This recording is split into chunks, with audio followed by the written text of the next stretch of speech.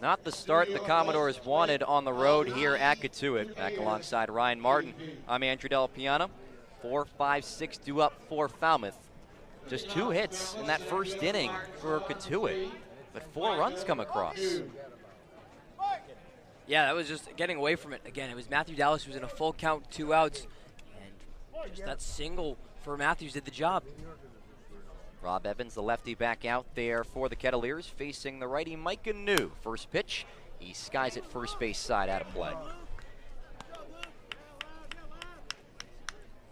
Micah New in contention right now for league MVP, the rising senior from Arkansas.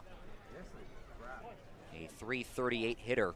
Serious damage though, 7 home runs. 0-1, change up outside, out of the glove of Lavin. Sneaks over to Kent Schmidt on the on-deck circle, toss it back.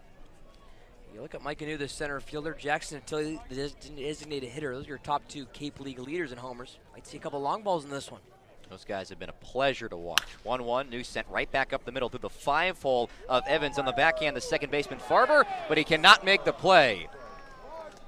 Speedy Gonzalez down the line by Micah New, and what an effort that would have been in the hole for Farber.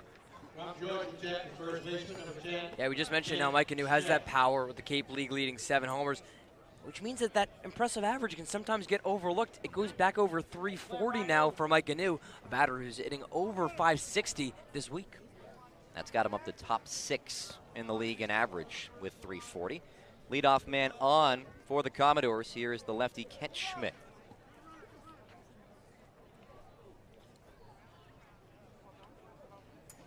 Evans takes a peek over at first, kicks and deals, and Schmidt launches one into center field.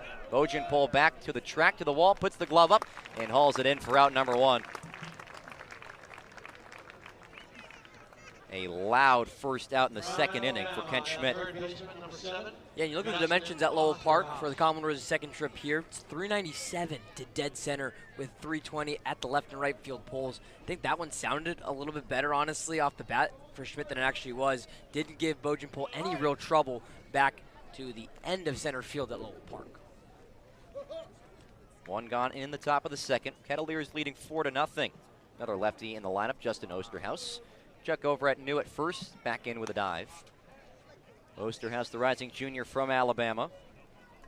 Through 17 games so far, 274 hitter. 3 hits in his last 2 games after going 0-for-4 in the loss on Sunday at Chatham. Evans comes set of the belt.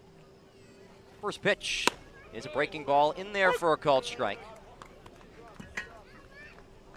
Sun peeking through the third base side here onto Lowell Park. A beautiful night here in Cotuit, just about 75 degrees and sunny. A couple of clouds out in center field as well. 0-1 is high, and it hits Osterhaus on the right elbow, and he's in a little bit of pain. Actually got him on the thumb. And he is just going to jog that one off and head down to first. Osterhaus went from looking like that could have been really bad on the forward-facing hand to then looking completely fine as he gave it a substantial jog over to first base with Quinn Stromberg waiting there to take his batting gloves. It's almost like he kind of redirected that one off the hand to kind of protect the elbow as well with the guard on that right side. Either way, runners at first and second, 1 out. Another lefty, David McCann. Pitch. Goes after the first one, pops it up. Third base side, long run for Johnson. Is it going to get out of play? Yes, it is. So a hit by pitch for Justin Osterhaus. Micah New at second after that leadoff single. McCann, the rising junior from Virginia Tech. 12 games so far. Those numbers won't jump out on the stat sheet. Just a 147 hitter, but did have that big 2-run home run on Tuesday in the 10-inning victory over Harwich to give the Commodores the lead for good. Lefty on lefty with Rob Evans. First pitch is outside. Gets away from Lavin. Actually, that was the 0-1 pitch. So it's 1 ball, 1 strike.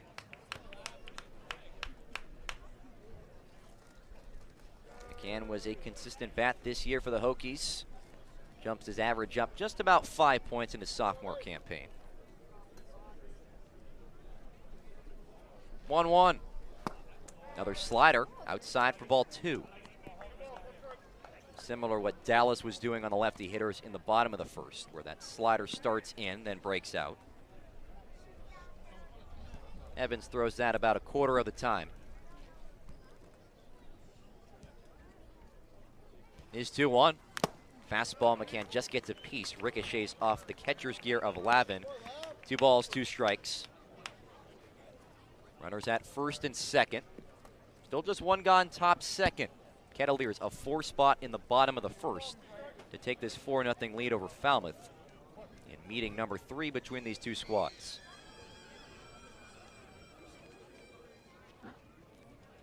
Evans a look at New at second. Comes home. Bouncer in the dirt. Nicely blocked by Lavin. Got down to 2 knees right into the chest protector.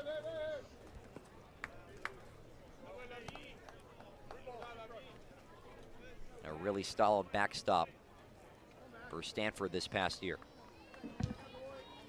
Count is full at 3 balls and 2 strikes. The pitch.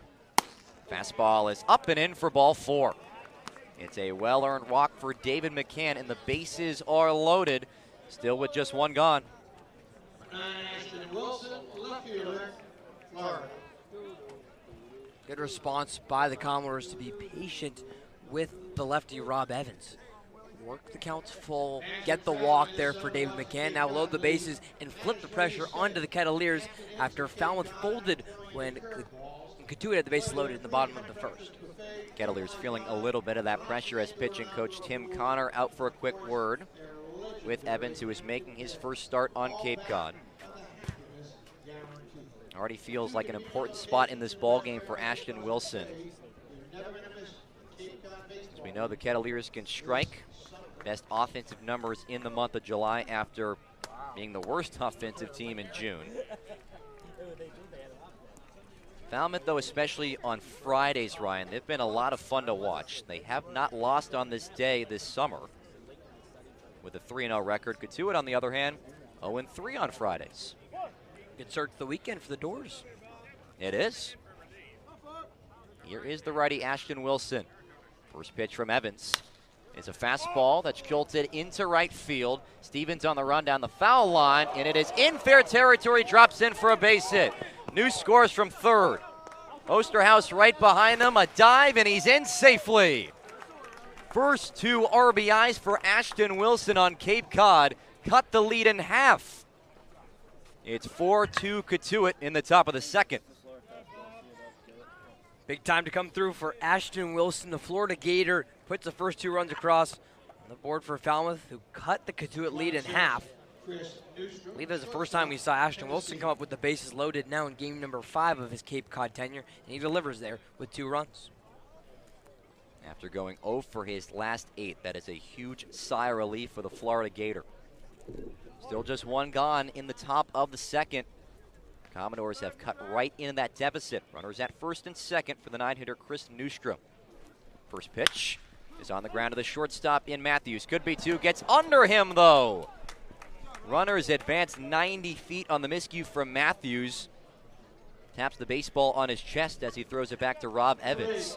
That'll go down as an E6. Still very early into this game, Andrew, but something that's been common for both the Commodores and their opponents recently, it's been the errors adding up. Go back to the end of last week. The win over Wareham, lost to Cotuit. A little closer to a Little League game at points with the amount of simple miscues. Now 1 error apiece early in this game. Bases loaded again. First pitch to Carl Schmidt. He goes after it, pops it up on the right side. Infield fly roll in effect as the catch made by the, I should say it is not. It was not looked in by the second baseman Farber, and he's lucky that infield fly rule was in effect there.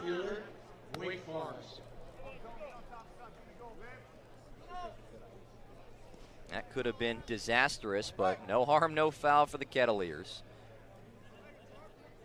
Bases remain loaded with 2 outs for Antonio Morales. Evans comes set, the southpaw. The pitch. Morales rolls over one, first base side, and foul. He didn't even leave the batter's box because he knew he wasn't going to have to run down to first.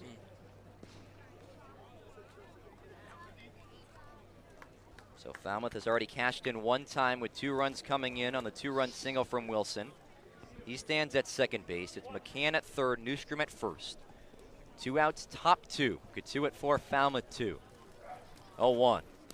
Fastball in the dirt, gets away from Lavin. Here comes McCann from third. He will score standing up. So another miscue by Cotuit, this time by Evans, and it is a 1-run game. Doesn't feel like there's ever a gap for this Commodores team to come back from and make this at least a competitive game. That's what we see after Cotuit puts up 4 in the bottom of the first. Now it's Falmouth putting up 3 in the top of the second. Runners also advance as well to second and third. 1-1. Fastball up and in. It's an offense, Ryan, that you know is going to score a whole lot of runs. It's just what this team does. They're the only team on Cape Cod right now averaging over 5 runs per game. Already 2 away from tying that mark. That has been the consistent, but the pitching is where it really needs to pick up. 2-1, slider. Just inside against Morales. 3 balls and 1 strike. And to your point, Andrew, the run support is there. These aren't pitchers who are pitching, gems, and they see their team only down by 1 or 2. Run support's there for Falmouth. It's about the pitching staff, you're right, to come back and give high-quality half innings. Evans steps off before the 3-1. Matt Morales readjusting the belt. Taps home plate twice. Swings the bat a couple of times. Awaits the 3-1 from the lefty. Here it is. Morales on the ground to the shortstop. Matthews controls on a couple hops. Zips it across for out number 3. But what an answer by the Commodores in the top of the second. 3 runs come in thanks to 2 hits, 1 error, and 2 left on base in scoring position. It's Cotuit 4, Falmouth 3. Already a whole lot of runs in this one as we go to the bottom of the second here on Cape League TV.